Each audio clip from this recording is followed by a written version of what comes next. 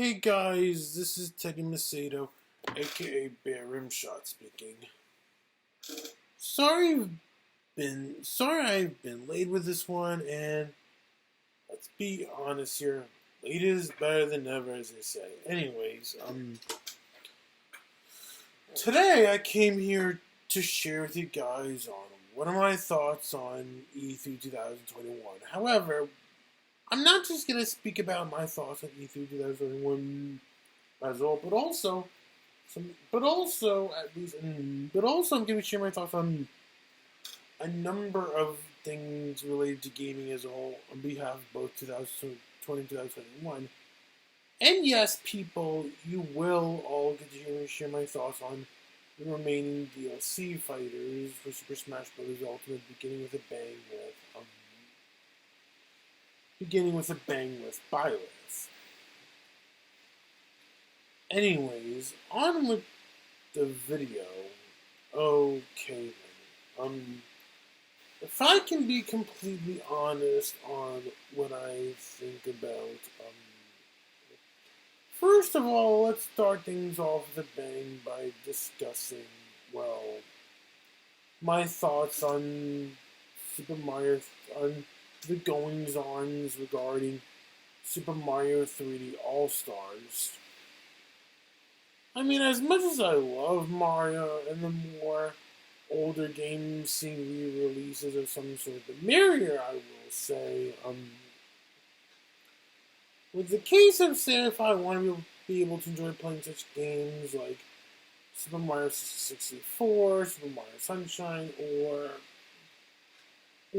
Super Mario Galaxy on the Go, particularly, at the very least, with the case of games like Super Mario Sunshine and Super Mario 64. Say if I want to play a game like Super Mario 64 or Super Mario Sunshine on the go, technically speaking, as happy as I am that Nintendo and their have to do what they could in releasing games like Super Mario 64, Super Mario Sunshine, and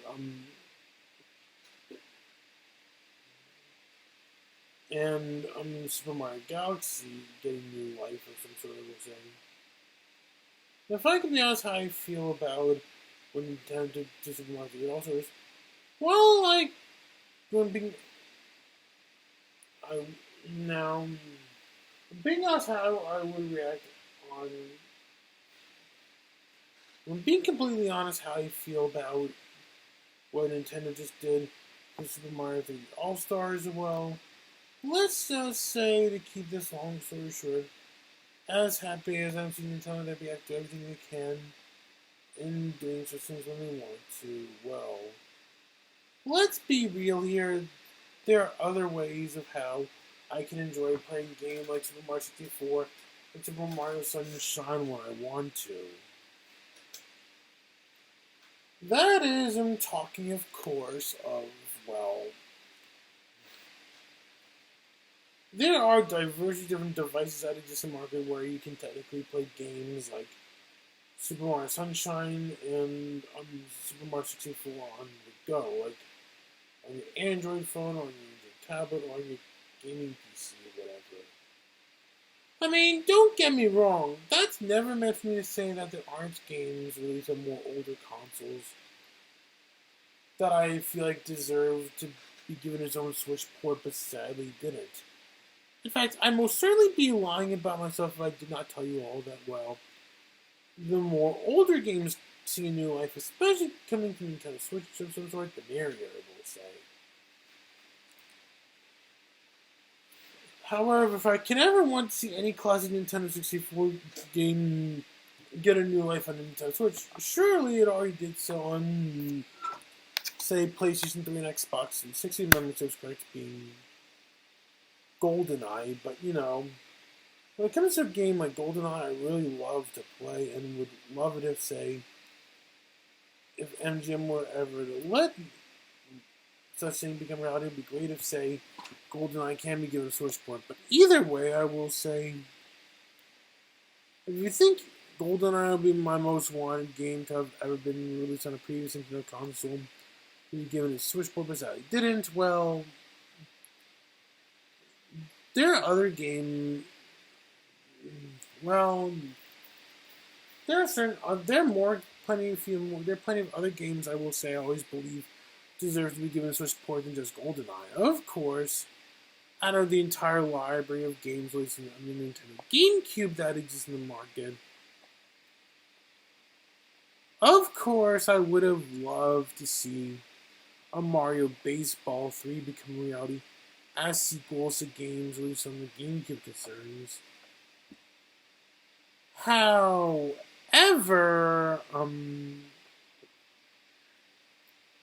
if there's one game that deserves a proper re-release on Nintendo Switch, released on the GameCube, that would have to be Soul Calibur 2. Why is that? Well, obvious. One simple character you can play in the GameCube version, but not anywhere else. For, you get the idea. Link. Something I will say I've always been dreaming to see happen to Soul Calibur 2 is that there had to be a version. I always believe there should be a version of Soul Calibur 2 where I could have Link fighting against Heihachi and Spawn. But either way, at least you can all look forward to seeing such things become a reality and a diversity of different games I would consider making. And yeah, I would most certainly be the one making Soul Calibur Ultimate, I will say, especially being as somebody who has nostalgic memories playing Soul Calibur back in middle school, and likewise, on top of that, I'm not even gonna lie how discontent I am with how fighting game representation can be in epic battles, which we'll get into later, trust me on that. But as classic Wii games, seeing a Switch port goes, well, there would be there are not one, but two games released on the Nintendo Wii I would have loved to see get Switch ports. Both of which I will say would be third-party games, being Epic Mickey and Star Wars The Force Unleashed, both of which should have been remastered for Switch. Hopefully, if Disney ever wanted to, that they would make it so when they putting both Epic Mickey and Star Wars The Force Unleashed to Nintendo Switch, because I think make it so they would do everything they can to make it so both longtime fans and newcomers can all enjoy playing the games for what they are. But yeah. And yeah, as most wanted PC games to be given a Switch port, if you thought I would like to see Rita Rabbit come to Switch, just because, yes, it is true that I did actually say how much I wanted to Smash. And I most certainly have nostalgic memories playing the game for that minute. Well, if I want to play a game like Rita Rabbit or Clue Finder, and the same can also be select games like Clue Finders and Jumpstart and the entire Living Books collection on the go, that if I weren't using something that can be considered as cool to go on a PC, that's what that's what use of my phone or tablet would be for. However, if you're looking for what I will say would have been my most wanted classic PC game to be given its own Switch port, but still sadly didn't, that is what Wolfenstein 3D would be for. Out of all the classic PC games that still didn't get a Switch port even up to this day, Wolfenstein 3D, in my opinion, rightfully deserves a Switch port. But at least you got the entire Doom collection, and you also got, and now you got Quake, that are getting their own Switch ports. So at least you got the entire Doom collection that came to Switch, as well as Wolfenstein and Colossus, as well as, and now you got Quake that's yet to come to Switch. Hopefully just in time for, its 30th anniversary, Wolfenstein 3D better come to Switch, which I paid good money to play on. At least you got, well, speaking of which, I will say, if I can be honest how I feel, and when being honest about my thoughts about the Steam Deck coming out soon, well, I will say this, that after after doing my own research on what it is capable of handling on its own, I will certainly be lying about myself if I didn't also tell you all how excited I personally am with this Steam Deck coming out soon. As a matter of fact, I will say, for Christmas this year, I will say something I've been telling both my mom and my dad for a while, ever since it's been first announced on what I would want to get for Christmas would include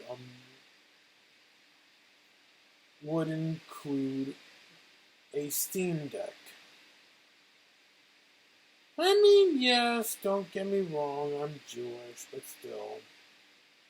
During the month of December, I do technically celebrate both Hanukkah and Christmas. Well, that's because, well, I'm 3/4 Jewish and I'm 1/4 Catholic, which is why I would celebrate both, not just Hanukkah, but also Christmas. So the more presents I get when it's the month of December, the merrier, you know. Whereas when figuring out what I want to get for Hanukkah this year, well, let's just say, hopefully a brand new Ammo Draft House gift card, as well as hopefully more and more new games we enjoy playing for my Switch.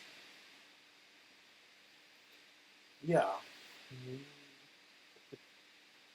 The Steam Deck, I will say, I am most certainly anticipated in getting when it comes out. And when being honest, what I think about Mario Party Superstars coming out soon, well, if I had any favorite memories regarding E3 this year as I'm currently recording this, it would have to be Mario Party Superstars, you know? For at least Nintendo on their behalf, as it can come to my understanding, they're doing all they can to make a Mario Party game in which both longtime fans and newcomers of the entire franchise can join to make matters even better. Regarding Mario Party Superstars, at least Nintendo with this one is being apologetic with this one number of different ways, including not only bringing back diverse different minigames from the diverse previous existing Mario Party games, but also to make matters even more exciting for me, I get to, for the first time ever since the Switch launched back in 2017, at least we're all finally getting a Mario Party game where I can play in handheld mode when I want to. So at the very least, I will say I can most certainly look forward to playing some Mario Party on my Switch when, say, I'm on the bus to places, as in paratransit. If you don't know what I'm talking about when you bring up paratransit, well, it's like a bus, but it goes straight to your house. It's the nice thing about taking paratransit. But yeah, can't wait to play some Mario Party when I'm on my paratransit rides when I want to, or stuff like that. But yeah, and also, if I can be honest on what I think about the idea of Disney's Magical World 2 coming to Switch, as happy as I minimally am for that game to come out for Switch soon, I find it disappointing that Disney and Namco, for whatever reason, no more new content of some sort is coming to Disney's Tsum Tsum Festival. Not even a full-fledged sequel, nor DLC, nor whatever. It's a total shame because when it comes to Disney's Tsum Tsum Festival, I will say it does look like the kind of game I would have rather play. I mean, yeah, sure, I still have fond memories playing Disney Infinity for what it is, but, you know, if there's any Disney crossover game that succeeded in a way of how Disney Infinity sadly failed to do, well, with the case of Disney's Tsum Tsum Festival, I will say something that made me want to play it would be, well, how they present the character roster, where, well, as choice of characters, they would make playable, at least unlike in stuff like Disney Infinity, they didn't feel like heavily focusing on relevancy, like with what you see coming from when you have John Lasseter in charge of Disney. But also welcoming characters from stuff who technically were first created back during the days when Michael Eisner was still CEO of Disney. And to make matters even more exciting for a classic Disney creators enjoy playing, come from Disney Film Festival, a diverse different characters from the days from some movies like them that technically first came out when Walt Disney himself was still alive, you know? And, yeah. I'm still excited about Lego Star Wars, the Skywalker Saga coming out soon. And thank God the original Lego Marvel game is coming to Switch. Hallelujah to that.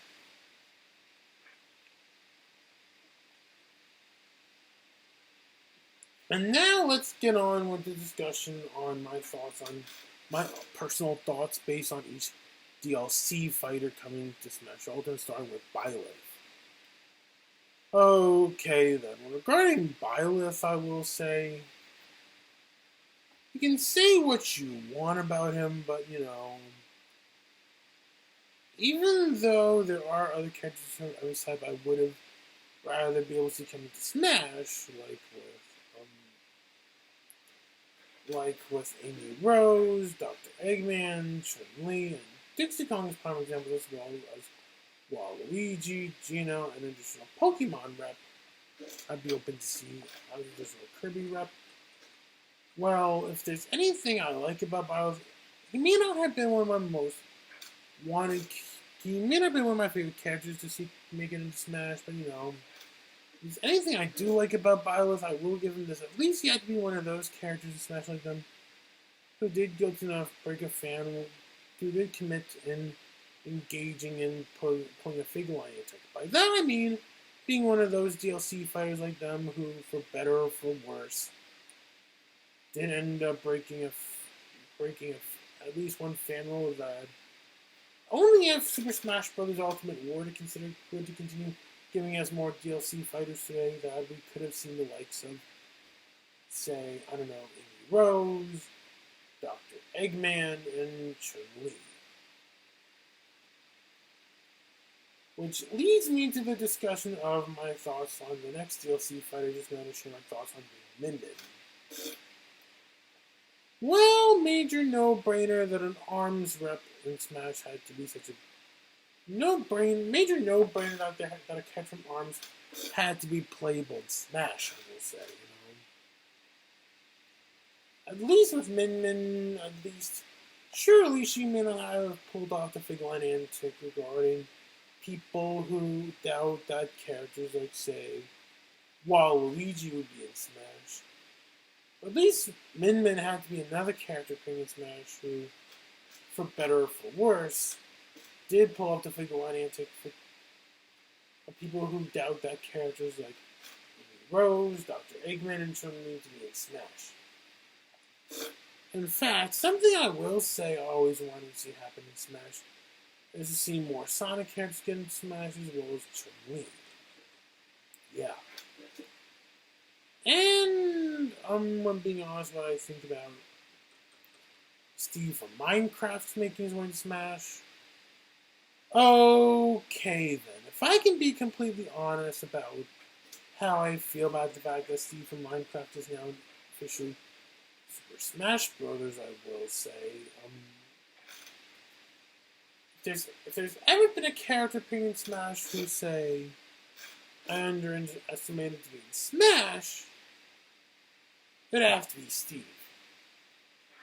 Why? Well, as it can come to mind, so there would be a way of some sort where I could have added in more. I could have added in more Minecraft skins based on characters like them who say, who either I'm unable to make a Mii fighter of in Smash Ultimate, or at the very least, can never be in Smash for any reason, for better or for worse. And then,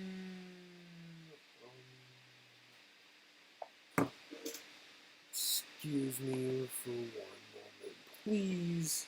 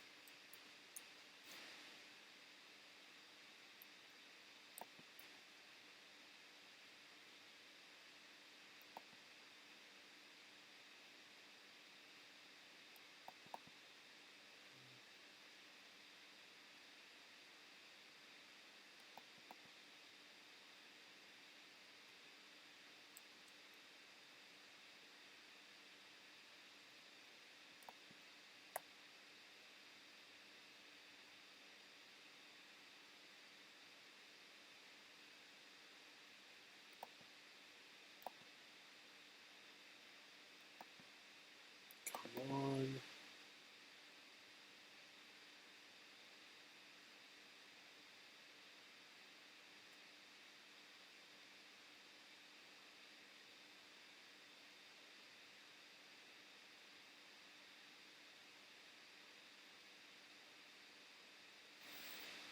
Yes.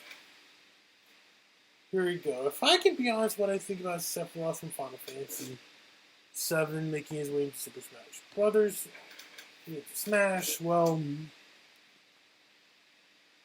major no-brainer that, well, a second fighter from a third-party game with his own moveset had to make it towards us. At least for an additional Final Fantasy rep, I can see how Sephiroth would be a perfect fit for Smash, but Square Enix as well as second fighters from third-party games with unique movesets go, there are others that could have been, like for example, with Square, they got Sora, which I'll happily talk about later. They got Izzy, which I'll talk about later. Gino, as well as Lara Croft. And like I was saying before, I still want to see more Sonic characters pop up in Smash, as well as Chun-Li.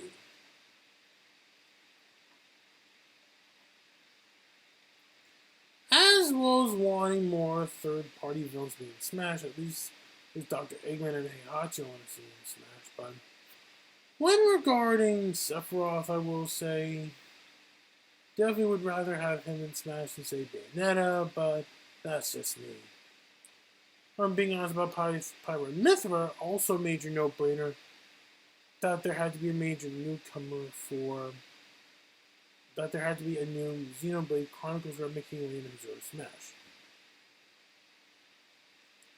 And if I can be honest on what I think about Kazuya making his way into Smash, well, from a business point of view, I might be have to put it lightly, well, as sad as it would be for me to say, I will say, having Kazuya being in Smash just makes me, on my behalf from a business point of view, in calling Masahiro Sakurai out as not just Guardian, but also Chris Estrada and Dylan. I mean, don't get me wrong, Mr. Sakurai.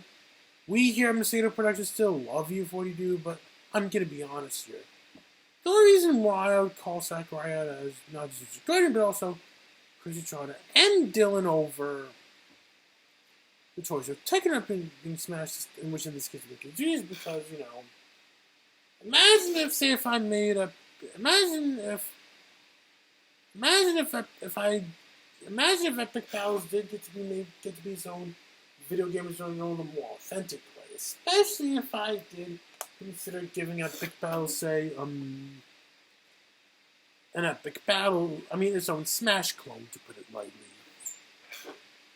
Now, to those who are not familiar with my work at Epic Battles, especially me and you, and me and you, Colin Jones, I'm probably going to take it wrong, but I'm going to get put the right values. You better ready, but here we go. Well, okay. Here we go. Well, what I'm trying to say here in this case is I'm being honest about how I feel about Kazuya being in Smash is that, well, I was about to say this right now, that, I'm going to say this, that if I made Epic Battles into its own Smash game, as I will say, as those I think can clearly see for themselves, but those who have seen Epic Battles, who knows Epic Battles, I can also tell that the only Titan character who I would have likely made playable, not necessarily because I wanted to, but also to comply to if I had to do it the authentic way, being Heihachi and Yoshimitsu. Whereas Kazuya, on the other hand, he'd be nothing more than just an assist trophy, at least if Epic Battles were to be given its own Smash clone.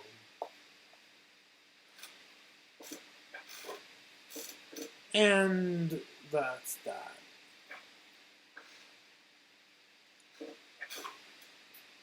Don't get me wrong, I don't have anything against Kazuya personally. I'm just saying of what happens if Epic Battles were to be given its own Smash clone, its own themed Smash game, the way of how Dante from his BF as people who have seen Epic Battles 104 would most likely expect it to be, and that's that, you know? And, yeah.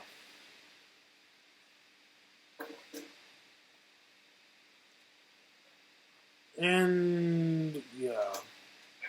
And then this is where things would get more apologetic on behalf of Sakura, at least in my book, at least on behalf of the entire Epic Battles community with Sora, which, when being honest, how I feel about Sora in Smash, well, since you all know, considering of how that would be no secret up to this point in time, I always loved Disney, well, major no-brainer that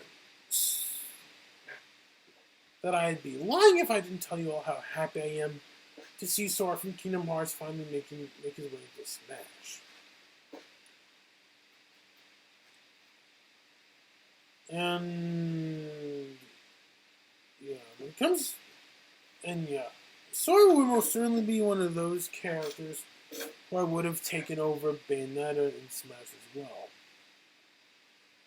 When it comes to Bayonetta, say what you will about her, but personally, she'd be one of those characters appearing in Smash like them who I always feel like rightfully deserve to be given her own Smash Unexpected video. At least in my opinion only. But, yeah. And before I can close off this year's E3 vlog, there's something else there's one more thing that I just knew I need to get off my chest. Like, what is this? What else did I just say about this time? Let's end off this E3 vlog with a bang by, well, recapping something I did previously talk about in some past videos and in some cases on social media. Now, as all of you guys watching this may recall, if you've been following me ever since long before the pandemic, long before COVID kicked in, long before the coronavirus pandemic kicked in, I really was not lying about myself at all whatsoever when I stated how obsessive I've been with Toys R Us video games. Well, it's kind of a long story. Well, let's just say, well, for those who don't know, I always wanted to make a game of my own. In fact, I have ideas of diverse different games I will say I wanted to make for myself. Not just Battle of the Groups, but also another diverse of games, including some putting a good chunk that take place where it's in the world of epic battles. But anyways, it is worth noting that, it is worth noting that, well,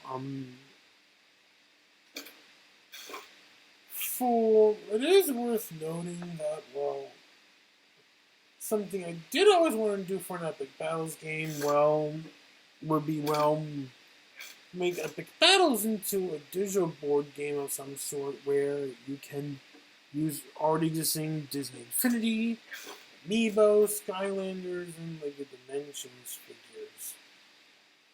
All in one game. Pretty much diverse different Toys of Life figures as you get to market all in one game.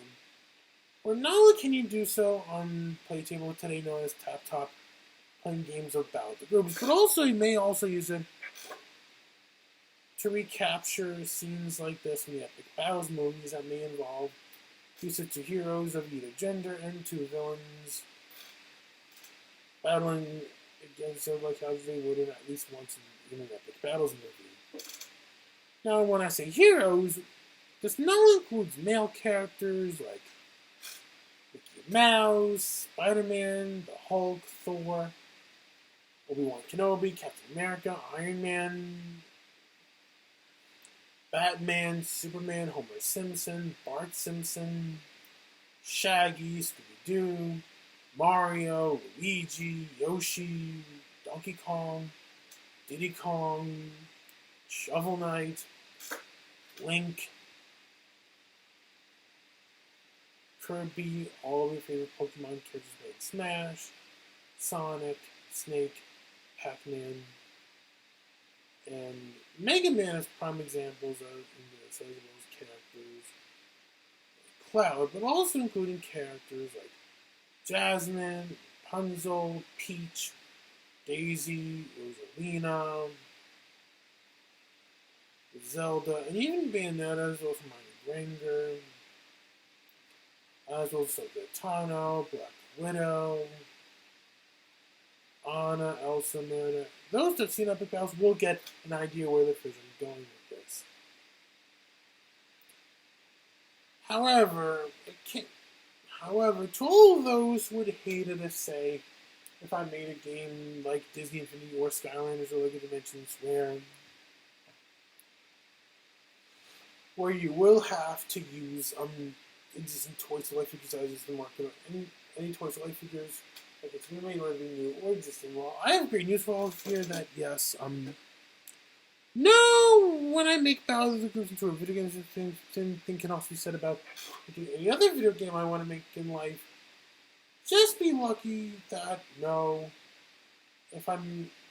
understanding how to handle making a video game when understanding how to handle myself making video games, including if I did consider porting things like them, just to be a Smile Basic, I will say. Just be lucky. You will not need to waste money on a single Toy Life. You cannot even Amiibo, nor Skylanders, nor Disney Infinity, nor even Lego Dimensions. But